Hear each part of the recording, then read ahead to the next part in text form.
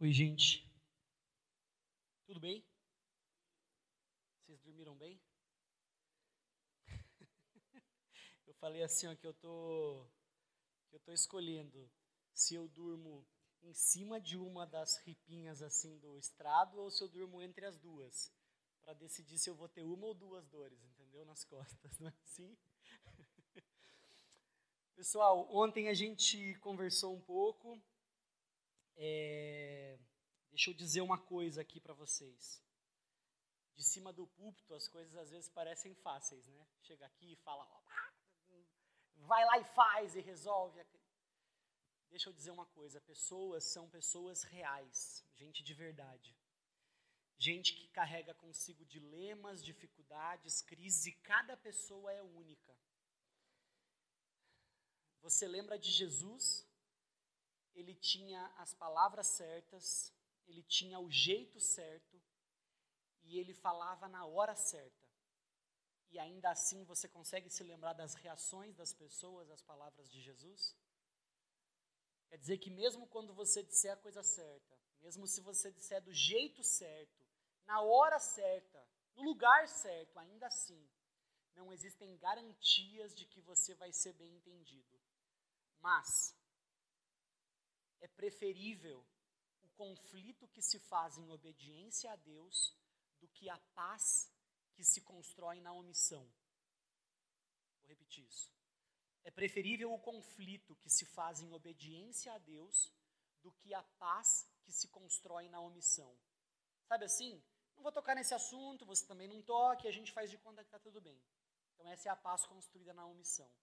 Então é preferível o conflito que a gente constrói em obediência a Deus do que a paz que se constrói na omissão. Tá? Se você me vê andando por aí e quiser conversar sobre isso, eu vou ter o maior prazer de fazer isso com você.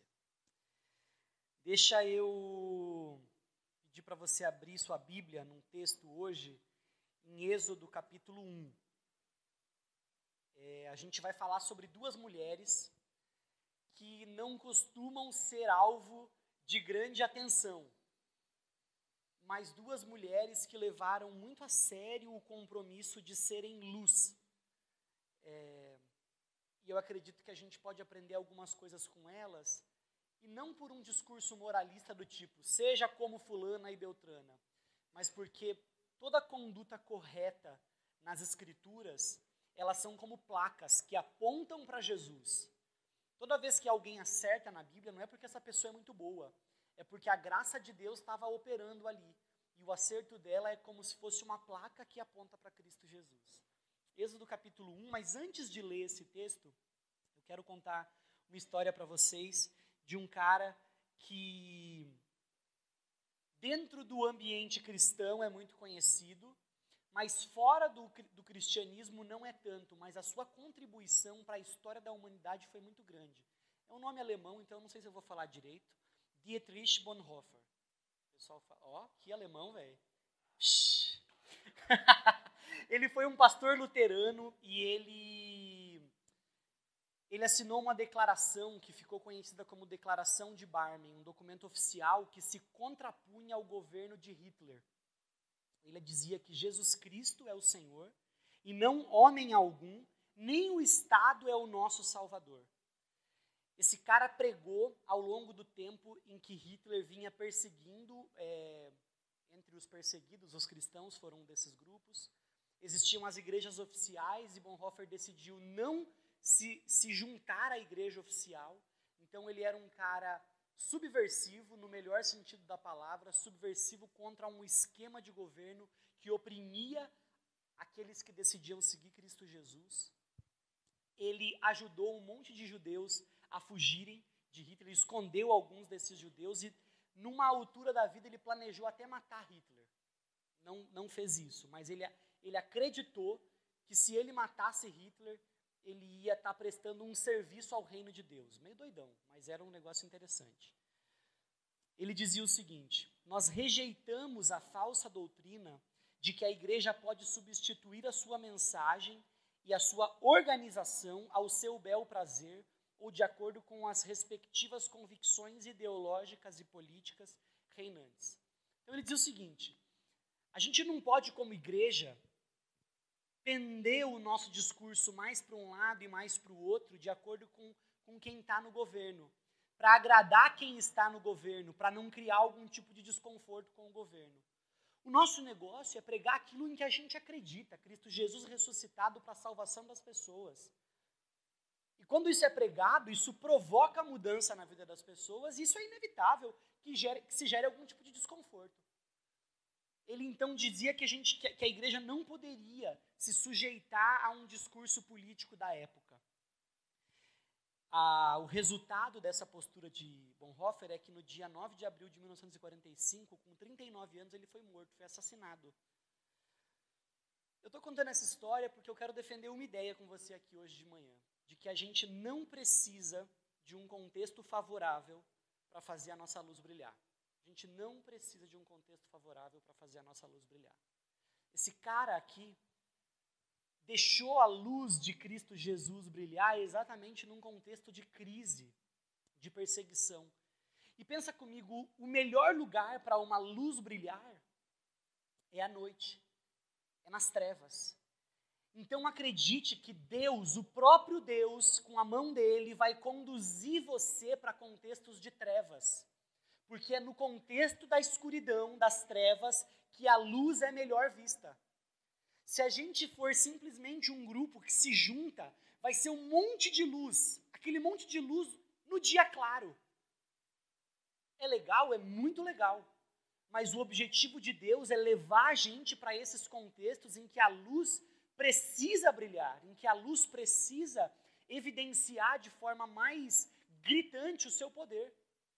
É justamente quando nós estamos num contexto de trevas que a luz de Cristo Jesus pode brilhar de forma mais efetiva em nós.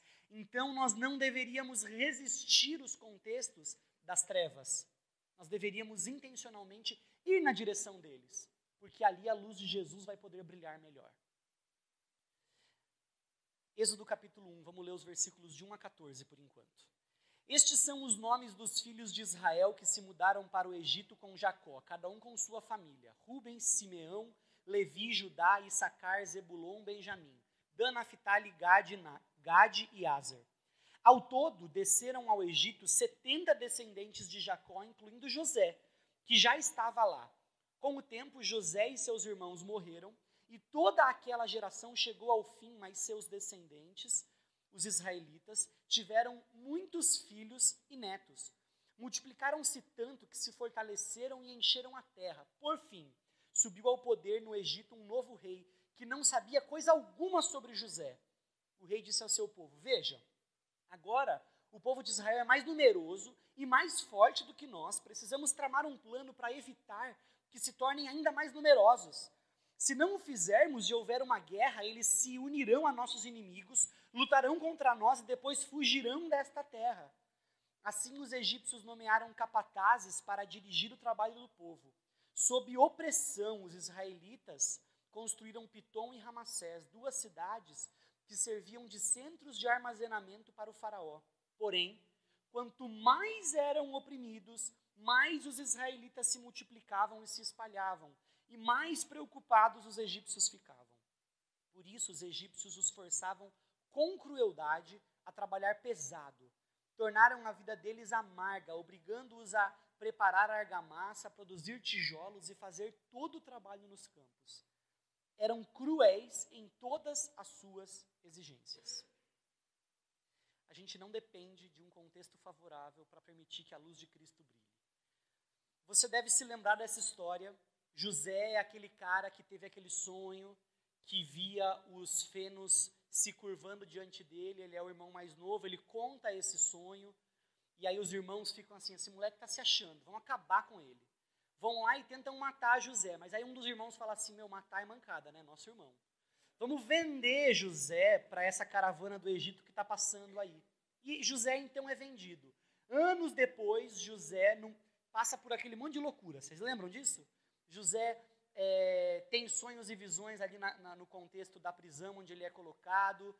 Aí ele ajuda um cara, o cara que diz que ia ajudar ele não ajuda e ele continua preso por mais tempo. Mas as coisas viram e José, num milagre de Deus, chega ao governo. Ele é o segundo nome no governo do Egito.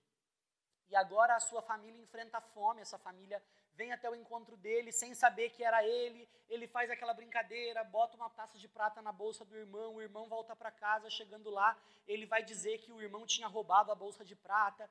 É uma confusão, se você lê Gênesis, é melhor do que um monte de série da Netflix que a gente assiste. História muito legal. Mas chega nesse ponto, José era o cara lá no contexto do Egito, governava, mandou trazer toda a família dele.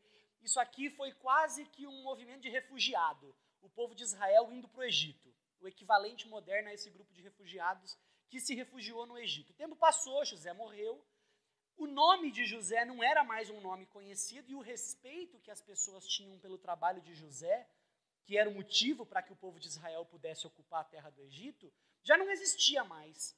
Um novo faraó sobe no poder e o cara fica preocupado, falando assim, esses caras vão organizar um levante contra a gente, vão acabar com a gente, porque eles são maioria aqui já, quer saber de uma coisa? Vamos acabar com eles, vamos oprimir essa galera, vamos fazer eles terem medo da gente. Mas o texto diz que quanto mais oprimidos, mais os israelitas se multiplicavam e se espalhavam, e mais preocupados os egípcios ficavam. O povo de Israel está vivendo um contexto de opressão. Era opressão social, era um contexto de um trabalho escravo. Eles estavam servindo como escravos agora naquele momento ali. Mas aquilo que na perspectiva das pessoas podia ser visto como a opressão dos homens, na perspectiva de Deus, era a criação do momento ou da oportunidade apropriada para que a luz brilhasse. Na perspectiva dos homens, era simplesmente trevas, opressão, a vida sendo afligida, gente sofrendo duramente. Mas na perspectiva de Deus, Deus estava criando o cenário ideal para que a luz dele mesmo brilhasse. Isso significa que a gente não depende de liberdade política, a gente não depende de liberdade econômica, a gente não depende de democracia, a gente não depende do favor das pessoas para cumprir a nossa missão de ser luz. Nós cumprimos a nossa missão apesar dos contextos em que nós estamos inseridos. Às vezes parece que existe um sonho aqui no ambiente evangélico, que o dia que nós tivermos um presidente evangélico, o Brasil vai ser diferente. E aí, a cada vez que o presidente aparece num evento gospel e aceita Jesus, existe uma vibração política, como se isso fosse garantir algum tipo de liberdade de atuação para a igreja. Nós não dependemos de um contexto favorável político. Seria uma bênção um presidente crente em Cristo Jesus, que confiasse em Jesus? Seria. Mas a gente não pode esperar que algo assim aconteça para que a nossa luz brilhe. A gente não pode depositar a nossa esperança em um movimento político, em uma iniciativa social. A nossa esperança está bem colocada e ela é colocada em Cristo Jesus. E todas as vezes que nós negociamos o lugar em que nós colocamos a nossa esperança, o resultado é falha. Falha no cumprimento da nossa missão de sermos igreja. Nesse momento você deve estar imaginando assim. Esse povo, então, debaixo de opressão, começa a se organizar para criar um levante contra o Egito. Não é exatamente assim que o povo de Deus reage. Êxodo capítulo 1, vamos continuar a leitura dos versículos 15 ao 19. O faraó, rei do Egito, deu a seguinte ordem às parteiras hebreias, Sifrá e Puá. Já tinha ouvido o nome dessas mulheres? A gente vai falar delas hoje. Sifrá e Puá. A ordem era a seguinte. Quando ajudarem as hebreias a dar à luz, prestem atenção durante o parto. Se for menino, matem o bebê. Se for menina, deixe que viva. Mas as parteiras temiam a Deus e se recusaram a obedecer à ordem do rei. Assim deixaram os meninos viverem. Então o rei do Egito mandou chamar as parteiras e lhes perguntou: por que fizeram isso? Por que deixaram os meninos viver? As mulheres hebreias não são como as egípcias, responderam as parteiras ao faraó. São mais vigorosas e dão à luz com tanta rapidez que nós não conseguimos chegar a tempo. Sentiu o tom da piadinha delas? Olha só, a gente vai lá. No caminho, eu fico imaginando as parteiras meio que indo no caminho assim, Deus faz aquela criança nascer para quando a gente chegar, a gente não ter que fazer nada de errado. Aí elas indo bem devagarzinho assim, chegavam lá, a criança estava nascida, não tinha mais como impedir o parto conforme a ordem do faraó. Pessoal, a gente não depende de uma posição proeminente para fazer com que a nossa luz, com que a luz de Jesus em nós brilha. Essas duas mulheres, elas estão agora num contexto que antes era um contexto de opressão social e agora é um contexto de genocídio. Essas mulheres estavam sendo obrigadas a praticamente matar aquelas crianças. Diante de uma ordem clara para que elas matassem aqueles meninos, as parteiras desobedecem o mandamento daquele governo. E o motivo é muito claro aqui no texto. Elas temiam a Deus e se recusaram a obedecer à ordem do rei. Assim deixaram os meninos viver. A obediência a Deus é o nosso critério para obedecer qualquer outra pessoa. Qualquer outra ordem que a gente recebe, se ela se contrapõe à ordem de Deus, você está autorizado e incentivado a desobedecer. Para Sifrá e Puá, o temor a Deus foi um motivo mais poderoso do que a autopreservação. Você consegue imaginar que o resultado da desobediência delas poderia custar a própria vida delas. Mas elas preferiam obedecer a Deus e morrerem do que desobedecerem a Deus e viverem. Muitas vezes, a nossa decisão por fazer a coisa certa vai nos custar. É pouco provável que hoje nos custe a vida, mas sempre nos custa alguma coisa. Porque obediência que não custa nada não é obediência. Diante do questionamento do rei sobre o motivo de deixar as parteiras viverem, elas trazem essa história que tem gente que fala, elas mentiram, elas não mentiram. Cara, está aqui escrito, eu acredito no que está aqui, então é isso daí. Versículos 20 a 22, olha como o texto continua. Deus foi bondoso com as parteiras e os israelitas continuaram a multiplicar-se e tornarem-se cada vez mais fortes. E porque as parteiras temeram a Deus, ele deu a cada uma delas a sua própria família. Então o faraó deu a seguinte ordem a todo o seu povo. Lancem no rio Nilo todos os meninos hebreus recém-nascidos, mas deixem as meninas viver. Nós servimos porque nós obedecemos a Deus. E o resultado natural da obediência é o favor daquele a quem você obedece. Veja que todo o movimento dessas mulheres, essa tentativa delas de preservarem as crianças, foi uma tentativa bem-sucedida até um certo ponto. Houve um novo momento em que o faraó diz assim, quer saber de uma coisa? Eu não posso contar com a ajuda de vocês para o meu plano, eu vou resolver. E ele vai lá e manda matar todas as crianças, matar todas. Não importa mais se estava grávida ou não. Recém-nascido, a gente vai matar todas as crianças.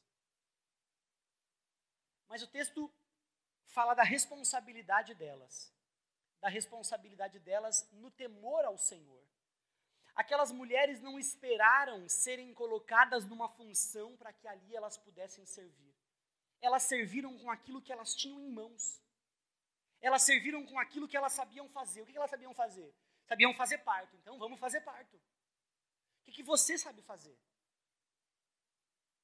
Você não precisa esperar receber alguma coisa nova para que então você possa fazer a sua luz brilhar, a luz de Jesus brilhar em você.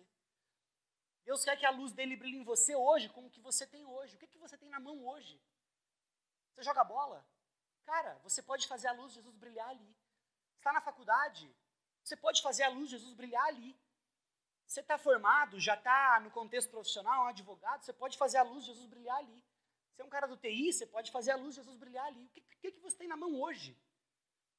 Servir a Deus não diz respeito a algo que a gente vai construir um dia. Diz respeito ao que a gente tem nas mãos hoje, que Deus quer usar hoje. Você não pode esperar um contexto favorável, você não pode esperar uma estrutura, você não pode esperar ser líder de um ministério, você não pode esperar um cargo e uma posição na igreja, você não pode esperar uma posição na sociedade para fazer isso. Você tem que fazer isso hoje, com o que você tem na mão hoje. E às vezes no contexto da igreja, como na igreja a gente está sempre aprendendo, e a gente nunca se forma, a gente tem a impressão, às vezes dá a impressão de que a gente nunca está pronto para fazer alguma coisa. Não, eu ainda preciso fazer o curso tal, eu ainda preciso ler o livro tal, eu ainda preciso ouvir a nova série de mensagens, eu ainda preciso... E a gente vai protelando assumir compromissos com Deus, de deixar a luz dele brilhar, Porque a gente está sempre olhando para aquilo que ainda falta. E a gente se esquece daquilo que a gente já tem. O que Deus já colocou na sua mão? O que Deus já te deu? Quais são as capacidades que você já tem, que o próprio Deus te deu? Se você continuar a leitura desse texto, você vai ver que essas crianças morrem. Mas uma criança é preservada. Uma dessas crianças é preservada e ela é responsável por mudar o rumo da história desse povo, e essa criança é Moisés. Vale muito a pena parar depois e dar uma olhadinha nesse texto. A gente não precisa de um contexto favorável para fazer com que a luz de Jesus brilhe em nós. A gente pode fazer isso hoje, exatamente com aquilo que a gente tem nas mãos. Eu tenho algumas perguntas para ajudar vocês a conversarem nos grupos agora, e eu quero ajudar você a pensar um pouco antes da gente ir para as perguntas. Onde você está colocado por Deus hoje para fazer a diferença? Você pode tirar aí a foto para vocês conversarem sobre isso no grupo. E onde você está colocado, tem algumas coisas que você precisa pensar. Você precisa pensar no seu trabalho, você precisa pensar no seu contexto profissional, você precisa pensar na sua família, você foi colocado ali, você precisa pensar na sua vizinhança, nas pessoas que estão à sua volta, para você discernir como é que você pode servir ali. Essa daqui é forte. Seu rendimento na faculdade ou no trabalho é uma luz que aponta para Jesus? Amanhã a gente vai falar um pouco sobre excelência, sobre como a gente pode fazer a nossa luz brilhar com a qualidade daquilo que a gente é e faz. Então, assim, onde eu quero chegar com isso? É que se você é um aluno meia boca na faculdade, você está atrapalhando que a luz brilhe. Se você é um profissional medíocre, você está atrapalhando que a luz de Jesus brilhe. O seu compromisso com a excelência, com ser o melhor, não porque você tem que brilhar, mas porque Jesus precisa brilhar, porque o motivo para você fazer as coisas bem feitas tem que ser o próprio Deus. Isso daí está atraindo a atenção das pessoas para Jesus ou está atrapalhando as pessoas de verem Jesus por causa do seu rendimento na faculdade ou no trabalho? Qual a sua maior dificuldade de brilhar a luz de Jesus hoje? O que significa isso? Lá no contexto da faculdade, o que te atrapalha? Cara, me atrapalha o barzinho que tem na frente da faculdade. Cara, me atrapalha os caras com quem eu ando na faculdade que me complicam. No contexto da sua família, cara, me atrapalha porque eu estou sempre brigando com meu pai, sempre brigando com a minha mãe, sempre brigando com meu irmão. Cara, no contexto da minha vizinhança, me atrapalha porque o meu vizinho tem um cachorro infernal que late o dia inteiro, eu tenho vontade de matar meu vizinho em vez de brilhar a luz de Jesus para ele. Então, assim, quais são as experiências que você vive que às vezes você usa como uma desculpa para não deixar a luz de Jesus brilhar por meio da sua vida?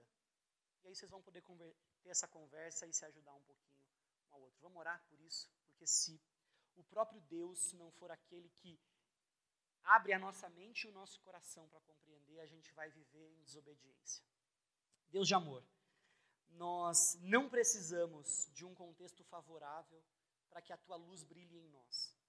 Por isso nós nos colocamos diante do Senhor nesse momento para clamar que a tua palavra, que o exemplo que grita dela, alcance os nossos corações e nos ensine a servir e nos motive a servir.